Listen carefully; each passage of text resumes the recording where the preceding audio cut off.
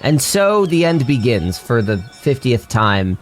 Please roll a d20 for me so that we can recall the events of the last episode and set the stage for this gripping white knuckle. I'm hesitant to say finale because we are not wrapping this up in the next 50 minutes. I got a nat 20.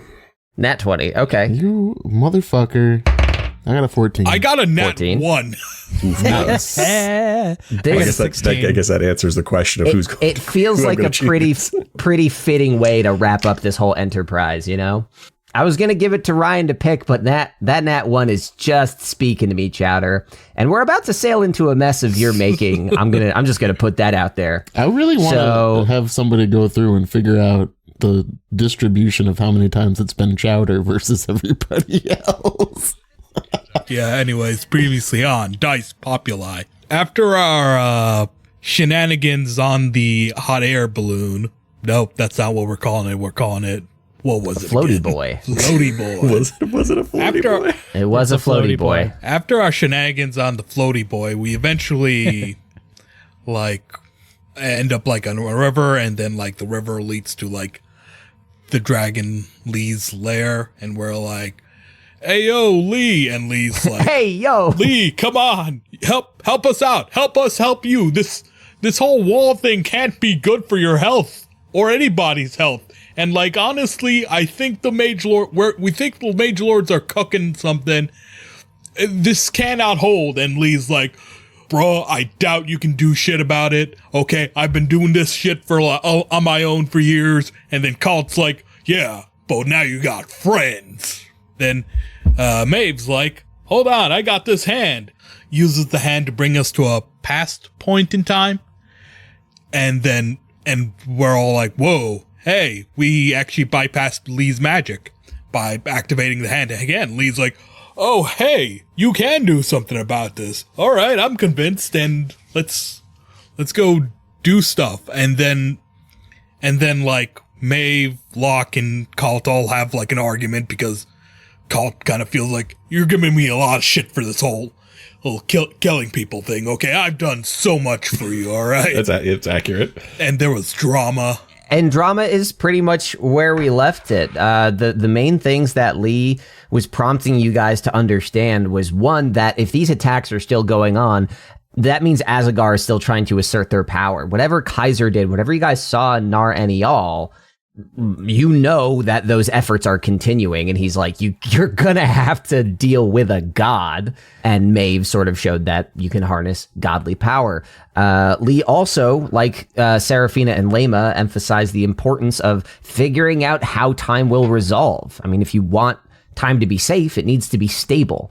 And you guys have not gotten into alignment on whether you favor one timeline over the other. There's the Highlands and the Druids. There's the Badlands as you know it. And then there's the mainland where some of you hail from to begin with. And it's worth noting that Jerry is the one that sort of kicked that off. I mean, Colin. Yep. Yes. Oh, no. Jerry was definitely the one who instigated that conversation. Wink, wink. Listen, I need a mouthpiece. Someone to be my vector. It's actually hard to make it Jerry, though, because I'm constantly trying to think of skinless gags, and I'm sort of running out. Jerry just has to realize that Kalt is always right and is always doing the best thing. You know, come on. It's difficult because Jerry has no skin in the game, you know? Motherfucker. Hell yeah. You absolute bastard. God, okay. Did we do long rest? I'm going to say yes. So that's where we're going to pick up. Refresh these spellies real quick. The previous evening, an exhausting day full of ship chases, scuffles, explosions, near misses, falling, flying, and everything in between, ended with a harsh disagreement in front of a dragon whose godly power you swayed to your side. Just such an awkward conversation to have in front of a stranger. Yeah. In that tension, you all decided to rest, knowing that today may just be the longest day of any of your lives. The fate of pretty much everything hangs in the balance. Not to say it can't survive without you, but you're the only ones to step up and try to make things a bit better. The skylight that dimly lit this deep, deep dwelling underneath the rolling hills of Godwin Bay begins to turn slightly gold as the sunlight from far above, from the dawn, breaks downward into this massive dome and begins to stir you all awake. What do you do? Jeddah dreamed the previous night of meeting her people again, meeting the druids of Nar and Yal. But when she approached them, everything faded. And upon waking up, she realized, wait, we have to pick a timeline to, continue on. What happens if we don't pick a timeline where, the people she's come to know exist? What happens then? And that worries her. Jeddah, you awake with a troubled look on your face, and you glance over the rest of the room as the others are slower to rise. What does each of you do as the sun wakes you up? Well, first I'm gonna crack all of the stiff joints from the night before, so I'll stand up and you'll just hear various pops and groans as my knees Crack open a stiff one. lock into place. Heyo. It's too real. It's too real. For anybody else that was still asleep, the echoing, popping joints of your dragonborn friend absolutely shake you out of whatever slumber you were experiencing. And it is worth noting, again, the scale color of Locke is so extraordinarily similar to the enormous dragon god behind you. So it makes it even funnier when Lee begins to rouse and you hear similar cracks and pops from this old boy's joints too. It's like a family thing. Okay, so what's the plan? You hear a loud, almost hissing sigh from Lee as he stands and observes you. He was prompting the same question, and he eagerly awaits your collective response. So, you told us to think about, how we want the timeline to resolve. I got a question. What happens if we, resolve it so that it's a timeline where, the people we know aren't there exactly? Lee's scaly face contorts, and he puzzles an answer. The domain of time was controlled by my brothers, and I was content to leave it to them, but I can speculate. Should a single existence take priority over the others, they would no longer exist. This is the threat of Azagar, who broke time as such, and now puts us in a position to rectify that mistake. I don't know enough to suggest if there is another way. You would know better than me. And if anybody wants to roll to try to figure stuff out based on previous encounters, I can try to supply things based on that. Sure. What kind of role would that be? Well, it depends. What are you? You'd have to think back to something. You can either try to think about your knowledge of magic. You can try to think about your experiences. What are you scratching your head over? Probably magic. Is there some magical way that we could perhaps eat our cake and have it too? I would like you to roll Arcana for me.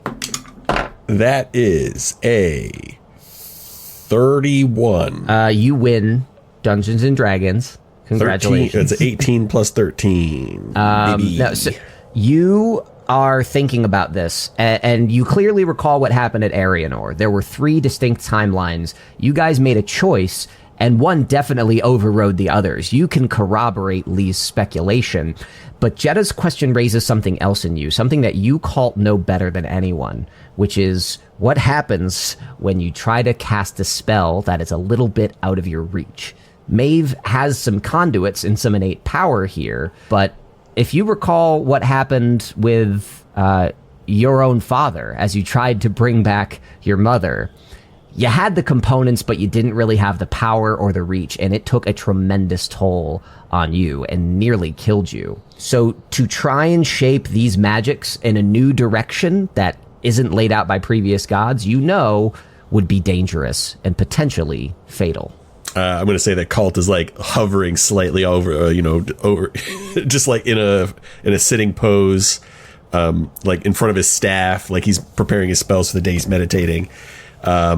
It is potentially possible, but abuse of the timelines and potent magics could prove fatal to those who try to do it. Look, cause I'm not just doing this so I can be free, I'm doing this so everyone can be free. What's the point if, everyone I know doesn't make it? Unless we got 1 million of... I pull out Al-Raid's ring. Unless we got like a bunch of these, I don't know. Well, they will continue to exist in a fashion, Jeddah, just different from what you know. Perhaps if they had the choice, they would make it themselves. Lee jumps in, wanting to engage with your philosophical line. If they continue to exist in their own timeline, they would not perceive the changes. Whether they do continue to exist is a question I cannot answer. But, when you really think about it, do any of us truly exist? Or are we just pawns in some game of gods, eh?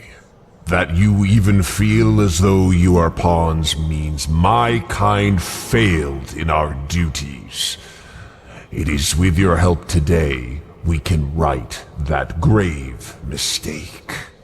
Well, that's kind of a foregone conclusion.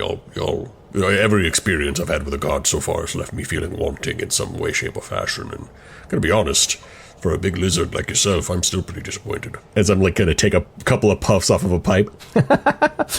You're noticing now, and it's not strange, like how Serafina was being cagey or Lema was being ambiguous.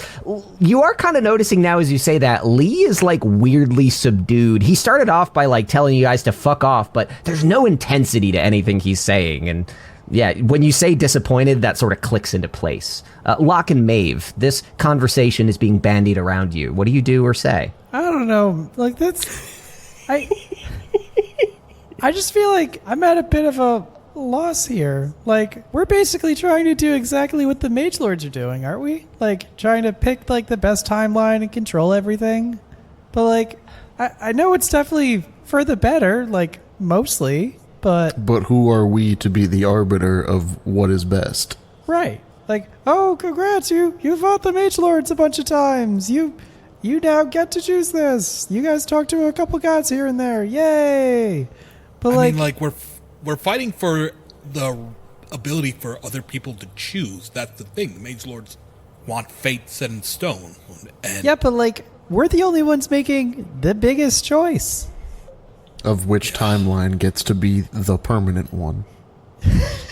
God damn it. Okay, I'm absolutely going to cut this, but okay. How about we do a raffle? Oh my gosh. I would not like to settle this with a raffle. Okay, everybody make a pro and con list about why your timeline should be the one that we pick. We don't then everybody votes for a timeline, but you can't vote for your timeline. Yeah. So Jeddah would win. So, Maeve, you're making these points, and it's sort of clicking into place what Kalt is saying. These powers exist, but it's sort of beyond our reach to do them. If there is a way to pick more than one timeline, a way to reconcile things differently, or a way to avert the situation altogether, it's not clear, but it's not necessarily impossible. You just may not know what the cost of that is yet. So you're not at a dead end. There's a possibility that we can. The reason we have to choose is that these two timelines are existing in the same space. But if we can sheave one from the other, perhaps it would run collinear with it and exist in its own way. But there's no three. Reason that wouldn't. There's the mainland too. Same difference. 3 different timelines, collinear with each other, traveling through the void. Why not sheave them separate? We just choose the one that we want to be in. And Lee says nothing, but the question still hangs in the air that when the tears drop, you don't know if anything's going to happen automatically. You don't know if they are going to overlap or not. So it's all a big question mark. What will specifically take place once those tears go down? We do not know what will happen necessarily, but what we do know And I think this is a great distinguishing factor between us and the Mage Lords. The Mage Lords want to choose so they may control. We are going to choose so that what remains, potentially, will be free. I don't think we have a choice. We just have to choose. Look, you're saying it's not impossible for us to have the best of all worlds. I would like to take the risk to try that, just because I don't want to be the arbiter here. I do not know what risk you will face, because I don't know what this resolution will be. Regardless, we can only step forward. Lee is going to unfurl its wings to full breadth for the first size, and he is a truly massive creature. He points his head upward towards the skylight, but lowers his tail and his hind legs to the ground. And So he's twerking. yes, when his tail reaches the ground, his tail like gestures for you to climb aboard his back and says, We must make haste. Okay. I am not one to refuse a twerking butt. And as I climb aboard... Jesus, Dad! Wow, my God! Oh, we're talking now. Fun. So each of you, if you choose, may climb aboard Lee's back. His scales are large enough that it is not difficult for you to grab a handhold. If you want to take any extra precautions or actions, go for it. But he is clearly gesturing for you to hop on. I'll hop on Pop. Yeah, I'll hop on. Let's do it. I'm going to refuse this. What is it? The Gray's Journey? What is that movie? The Neverending Story. Never-ending Story, yeah. You're going to refuse? No, I'm not refusing. Who am I to Oh, refuse? okay. I thought you said. Okay, cool. But Put you can me do that. in your That's fine. mouth. No. Yeah. Once you all have climbed aboard, he says, Bear in mind that all my focus is on the tears. I will carry us, but I will only drop them when I believe it is absolutely necessary. Do you understand? Sure. Yeah. at this, everybody, please make a strength saving throw. Oh boy. I'm famously quite good at those. 17. Oh, hell yeah, 17. Yeah, 16 plus 1. Nat 1. Rip. That's a 24 Okay. off of a 10. Just as a heads up. Maeve, you seem to be the most unsettled as you nestle yourself between the others. Unsettled physically and mentally, given the gravity of what you're facing. And as these thoughts race through your head, you feel a tremendous lunge as Lee's hind legs push off the ground and he leaps upward like a dart. As his momentum would slow, his wings stretch out again and flap downward, creating a single burst of air. The momentum builds and builds until he was spiraling upward through the stone skylight through the mountain above. However, this is just enough energy and force and surprise that you do lose your grip. Locke, with your exceptional roll, please make another strength save. Okay. This time it's a 31. Okay. Maeve, you slip and let go. Do you have any reaction? No, because Locke saves me. Yes. I should have asked that question first. I'm good at this. So, Hey, do you want to burn a spell slot or like maybe teleport back onto the dragon? Oh no, Mr. Locke already saved you? Okay. yeah. So Maeve, you slip off the dragon, but Locke, ever the present father figure, grabs your hand, looks at you. He's got you, and he pulls you back on to Lee. I just want to say, for the record, me rolling a nat 1, my saving throw is a -1, so that's an actual 0. That's pretty incredible. That's pretty fucking fantastic. Lee swirls further upward through the shaft through the mountain. It is a blistering wind in your faces as you climb.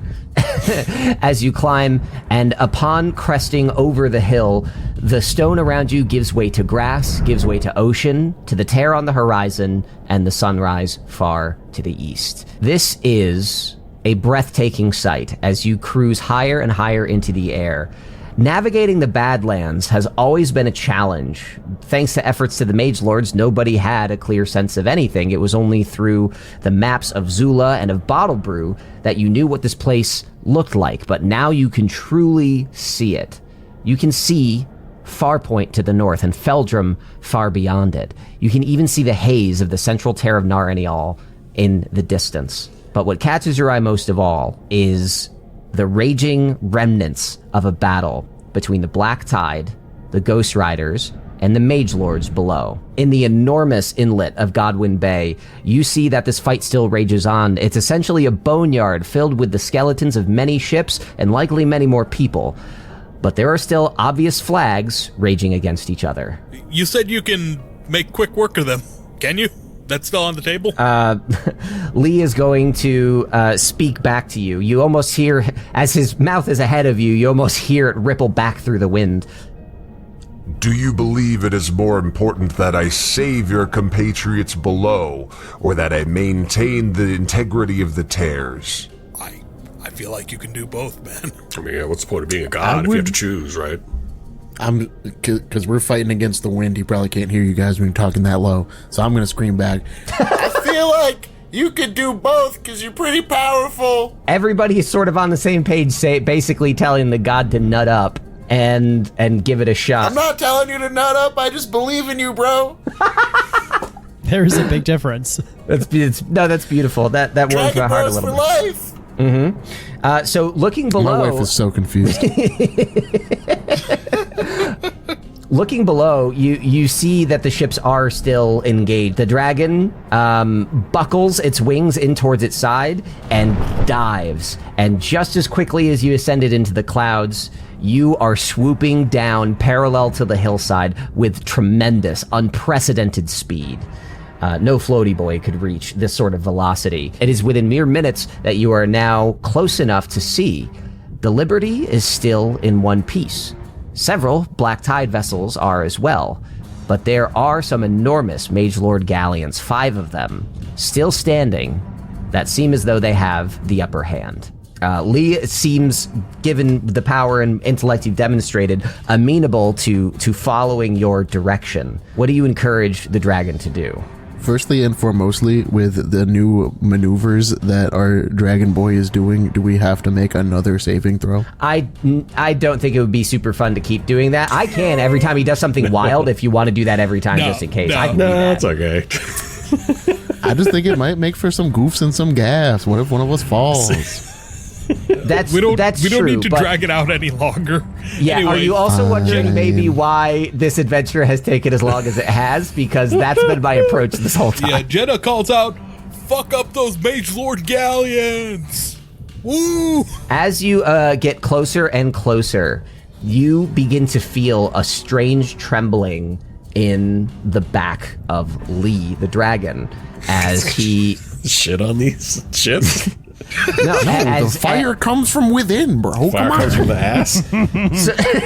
He didn't say rumbling from the behind. He said from the behind. I said From on the the back. back. You're on the back of the dragon. You're touching its back. Your back is not your ass. I mean, kind of. Cult is gently Oh my cupping God. this enormous god's butt cheeks. Spray and pray. Make one twerking comment, and then the whole thing is just about ass. Yeah. So when, the trembling quickly reveals itself to be a deep, dark inhale as a loud, terrifying shriek echoes across the mountainside. You're still maybe a minute out from these ships as he opens his wings to regain control, shedding a bit of speed in the process. It is at this distraction that the firing beneath seems to cease, and the Liberty seizes upon the distraction. You see Bottle Brew ship begin to plunge forward with tremendous speed toward one of the ships below as Lee approaches and takes another deep grumbling inhale. Colin? Yes? Do I notice any ballistae or anti-air weaponry on the Mage Lord galleons? Perception. That's a 10 plus 5, 15.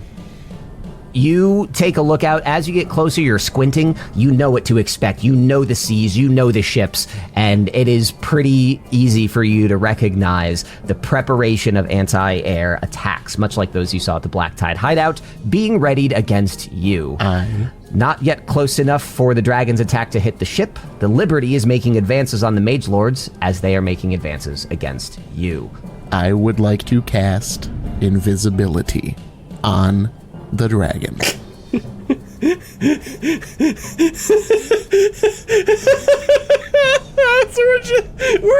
we're we're invisible planing it right now. We got the Wonder Woman's invisible I jet don't or want him to whatever. get shot, bro. I dig it. I dig that. Locke, you close your eyes after noticing the ballistae. You place your hands on the dragon's back and you cast invisibility. When you do, it seems as though the ocean itself is just beneath your feet. The five of you are not invisible, but the dragon clearly is. This is enough to throw off the incoming attack of the Mage Lords, and they notice that there's a collision course being set by their most powerful enemy ship, the Liberty. The 10 seconds elapse, and Locke, you're holding your breath, hoping that this pays off. It finally does when the dragon reappears underneath you, and your view of the enemies below is completely blocked by the body of this beast because What do you mean? a massive lightning breath attack spews out from its mouth, shattering the spell and I'm eviscerating the crew atop the foremost Mage Lord ship. I stopped reading after the second sentence. I get greater invisibility. That's the ticket. Yeah. So, Locke, you're sort of shocked, but you feel the lightning breath coursing through the air. You hear the crackles, the sound of thunder as it echoes across the ships beneath you, and the waves in the water in the aftermath as the deck of the ship is completely torn asunder. This is going to be an inflection point, though. And then I launch off and polymorph into a whale, and I take out the next one. I mean, I did my job. I got 2 more spell slots if we need it, but I'd prefer not to. So, upon using its lightning breath ability and sweeping past the ship, you can see that you have done tremendous damage to the vessel below. But you also feel the body of the dragon tremble as it tries to regain its balance.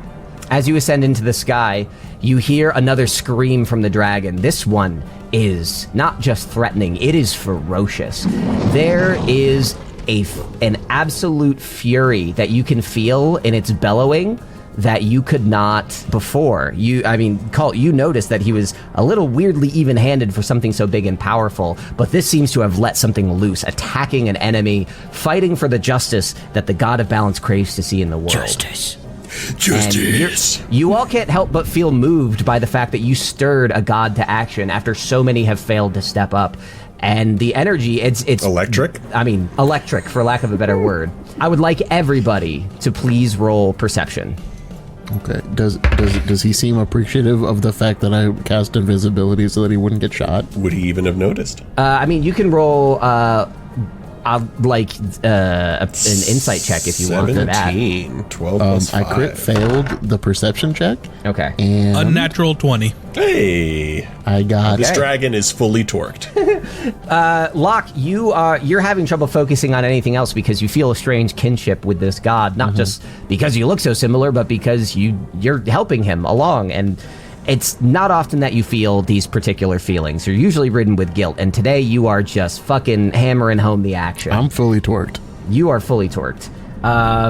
Jeddah, you are a little more in awe of this. You could never fly. You could never do everything your fellow druids could, and you loved the waters and the forests and the grass, and like everything else on this journey since leaving the Tears, you are ecstatic at what you're seeing. You can't help but survey the lands around you, not just the ships that are being destroyed beneath you and saving your compatriots, but you see what you recognize from the map as Averon off to the right. You see every single place that you've been, and you see the Tear at the center of the Badlands protecting Narenial fizzle and disappear. Oh? The Tears were a concentration spell. Oh boy. I'd say maybe he prematurely blew his load on what was supposed to be a trial run. Oofta. But I feel like we made it pretty clear that we thought he could do both, and if he couldn't do both, then he could have been like, hey, I actually can't do both. The dragon is fighting like hell to bounce back from what it just did, to regain its composure and maintain these. And as its flight equalizes, you see the distant Tear retain its opacity, its brightness, and its danger. But it becomes immediately apparent to you, Jeddah, that if you're going to continue and engage to save your friends below, it risks dropping the Tears before you're ready, and you have no idea what will come from that. Honestly, I think he's done enough just because, a giant dragon lightning breathing onto galleon ships. Good stuff. So with that, I think he's done enough. We can continue on with what we're gonna do. I voice all these thoughts, and I'm gonna then ask whoever has the sending stone to Palumbo to hand it to me so I can talk to Palumbo. I believe Kalt and Maeve both. Kalt, Maeve, and Locke, I think, would all have sending stones at this point. Ooh, interesting. Not Jeddah. Yikes. Jedda's like, can I borrow your phone? And you're like, I don't let people know my passcode. Poor. What is Jeddah planning to do? Who wants to blow in a call to the Liberty? Oh, gotcha. I'll give her the stone. Yes. All right, I grab his Nokia stone. I call out, Palumbo, are you there? Are you there, Palumbo? Bubble butt. As you start making the call, you hear the ding, ding, ding, ding of a ship beginning to change its course. It's no longer heading for the ship that Lee effectively destroyed, or at least delayed, and veers off just a little bit. And you hear the sending stone come through, and you hear the echoing of the bells through the sending stone as well. It is good to see you, lassie. I see that you have summoned a greater force than we ever could. How about you do another pass and take out the rest, and let's call it a day. Afraid we only got one in us for that, but that should be enough to help you. When you're done with the battle, join us at Nara and Y'all. We're gonna end this. We got the dragon on our side. What do you mean, one in you? You got a fucking dragon. How about you? And then the call goes blank as you hear a distant explosion below, as the 4 other galleons continue their assault on the Liberty. Well, no point in crying over spilled liberty, I guess. Maybe we could risk it. Just, I don't want our buddies to get overrun by galleons. Then you hear Lee echo back again. I have not felt this power in an age. If I go back one more time, this could set in motion things we cannot undo. Let's risk it for the biscuit. Jeddah. Have you tried nutting up? No. We need to keep going. Can I roll insight, please? Yes. I would like to roll insight specifically on whether or not I guess I'm just trying to determine the rough percentage chance that the Liberty makes it out of this alive with no further action on our part. You take another close look at the fleet below. There are a handful of black tide ships, but they are very small compared to the Mage Lord galleons. Even with one out for the count, the Liberty is the best bet that you have. So whether or not the Liberty makes it out, it doesn't look great. It doesn't mean everyone on it is going to die, but this could be a losing fight if you don't take more action. Hey, there are friends. If we fail our greater mission, then it won't matter if they make it out of this alive. They know what they signed up for. You all sort of hang in silence as Lee stops swirling over the battle and begins to make for the distant tear. You hear the ringing bells of the Liberty one last time. A volley of fire from the Black Tide ships at Tony Lyon's command fires at their back, damaging the ships in front, but the collision course has resumed. And before you depart the battle, the last thing you see is a valiant effort by the Liberty, smashing hull first into one of the Mage Lord galleons. And in flames and explosions, you see both sink into the Badlands waters below. You were right. They knew what they signed up for, and they paid the price to make sure you could achieve your goal. I'm gonna salute as they sink. Should we say something? Or We don't know if they're dead or not. Like, they could be okay. like another huge explosion happened. They could have survived. Yeah, and Jerry's like, a ship is a ship, and hey, in this fucked up group, death isn't necessarily death. I do have a question. Yeah. Are there any other, our side ships left, or is this like a decisive Mage Lord victory? It's not a decisive Mage Lord victory. There are still a handful of ships at Tony Lyon's command. They're just all smaller. But against 3 Mage Lord Galleons, maybe they stand a chance. It's totally up to how they fight the battle. You went into this with like 40 ships on each side, and you're down to like 3 versus 8. I'm like totally down to do a whale jump again if we really feel bad about it. If you guys want to stay in this timeline, then go for it. But we have to keep going. Dad, would you really stay behind just to help them? Even if it got you killed? Well, no, you pick me up. You pick me up again. I do the whale, boom, kill a bunch, and then you pick me up, and then I'd be like a gun. You just pick me up and reload me, and then I drop again. Kalt, you can do whatever you do, but it no, it's just okay. from Maeve and Jerry. Oh, no, I'm just saying that Maeve and Jerry are sort of not on the same page as you. So how you proceed, totally up to you. Big news there. What's the distance that we are right now? I mean, you were maybe like a good 100, 150 feet above them, but Lee has sort of taken off again. So and now they're probably about quarter mile behind you and quarter mile below. Yeah, that's too far. I don't have any spells with the range quarter mile. So yeah. So Kalt, your plan seems implausible as you move further and further from the melee between the ships, and the destination of Nar Enial approaches. Beneath you, the water gives way to the inner ring of islands, and these are islands that you haven't really spent time on. Stoneholm was one of the largest, and you see that to the north, but otherwise, it's just a whole host of different small bubbles of civilization. Like the turtles on Turtle Bay, there's just a whole world on each of these that you've never stopped to talk to, consider, sail by. In the year that you have been in the Badlands, so much of this place has gone unexplored to you. And while there's no time to stop now, you can't help but notice the beauty as you see entire cities, small villages, untouched, burgeoning isles of foliage, and with reefs and pods of animals in between, V's of birds flying beneath you. It is as rich and gorgeous as anything you saw in Nar Enial. It is as rich as anything we've ever seen on Nar Enial. Okay, cool, thanks. It's my one job to repeat what the computer says. I mean, I don't have specific action for you guys to take, but like you are at this point maybe like 30 minutes-ish away from reaching the inner tear. Are there any like last minute things that you want to say or do before you reach there? Maeve, you seem uncharacteristically, I don't know if I want to say cold, but I feel maybe driven is the right word.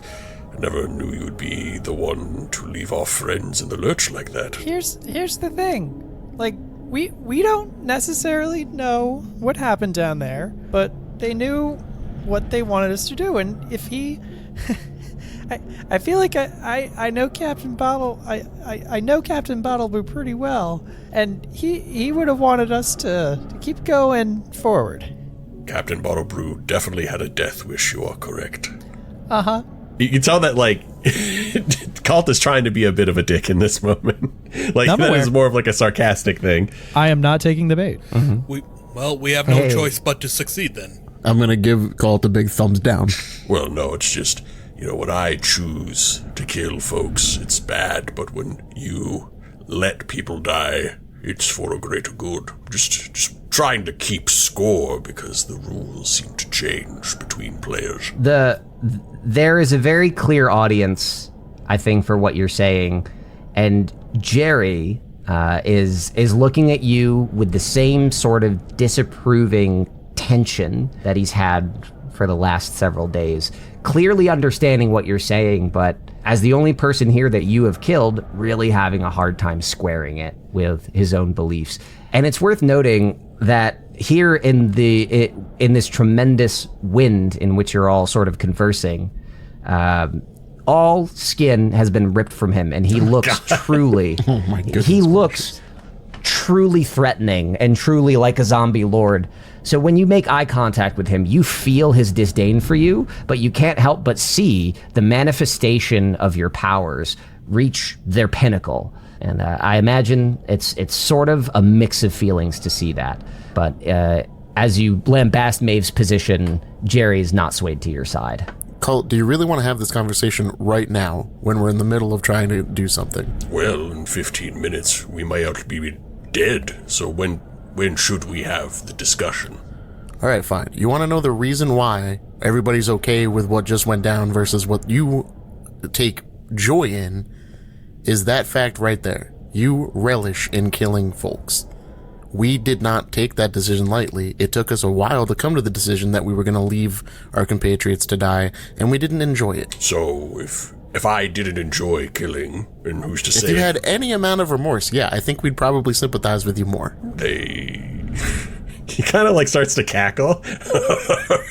So it is purely an emotional thing for you. If you kill somebody and feel bad about it, it's not a boo-boo. But if you kill somebody... Oh my and feel god, good, yes! Dad, that's the whole fucking point! then what does it matter? The person is dead. In the finite calculus of the universe, a soul has been snuffed. It doesn't care if you feel bad about it. It doesn't matter. Your emotions... You're a fucking hypocrite! You say that we are trying to stop the Mage Lords from making choices for others, and Maeve says we're doing the same thing. Well, guess what? It's hypocrisy for you to say one's okay and the other is not. I never said... It's all about what you mean, and it's all about what you want to do. You see, there's your mistake, boy. I never said one was better than the other. It is you that has made that point in the sand. I have never said that what I do is correct. I said I do what I do, and I enjoy it for what it is. It's not my fault that you can stomach it better when you have some crocodile tears afterward. What bothers me is, look, to take a life is like wielding a weapon, and so often you have at every point shown that you would wield that weapon recklessly, swinging it at anyone and everything, regardless of danger. Well, that's quite untrue. I've never used anything on you lot. I want to bring up the cat. I want to bring up the cat, but that's not the same Jedi. Well, the cat, to be honest, is a different Jedi, and the cat thing is, like, non-harmful to, like, exacting degree. I have never once, in the entire of this show... even forgot to include Florence.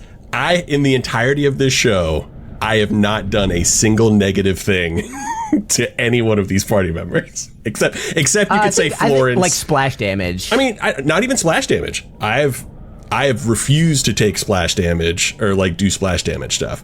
And the only person I've ever cast a spell on that was a party member was like Florence, and I turned Florence into a cat. OG Jedi. At this point in our journey, it is foolish for us to think that anything worthwhile is going to come from this conversation. We just have a difference of philosophical opinions. Well, we don't know what the hell's going to happen next, but whether or not we live, I feel like there's going to be a reckoning. And you might not like what fate has to say. You might not be able to ignore that the way you ignore us. And Jerry is going to look ahead to the horizon. And cross his little arms. And cross his widow arms. Listen, I've been wanting to ask this for a while, but we have never had the opportunity, a good moment for that. But, you know, since we're riding off into the unknown, I just want to ask, what was your beef with the crab, man? I'm curious. Are you asking Lee, the god? With the beef versus the crab? I'm asking Lee.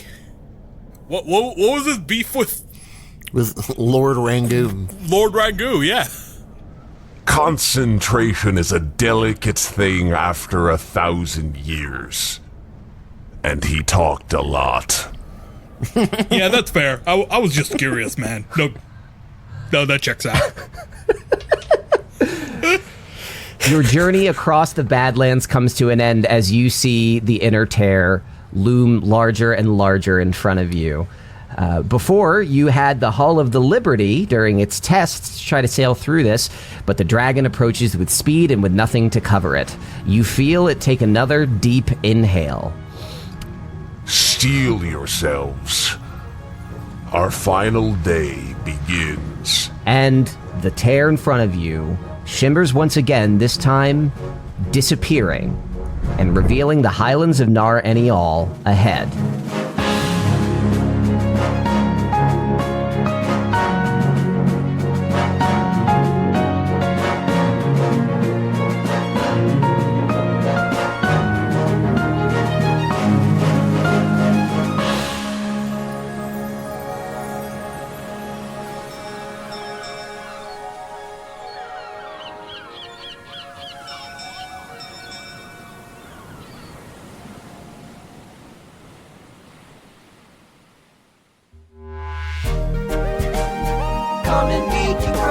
Steve now, bitch. And it's going. God, I need something badass for the dragon to say. Not brace for impact, but like hold on to your butts. I kind of want it to be a little more earnestly badass, and I'm coming up short. It could be like, brace yourselves. Tame your spirits. It's about to get. Yeah. Okay. Oh yeah. I like yes. Steel yourselves. Something like that. Yeah. Something like that. Yeah. Steel yourselves. Stay frosty. The time has come. Bravo 6 going dark. Time has come. That's actually pretty. Okay. The time has come. Yeah. Hey, yo. And, okay. Leah's as you guys are within less than a mile of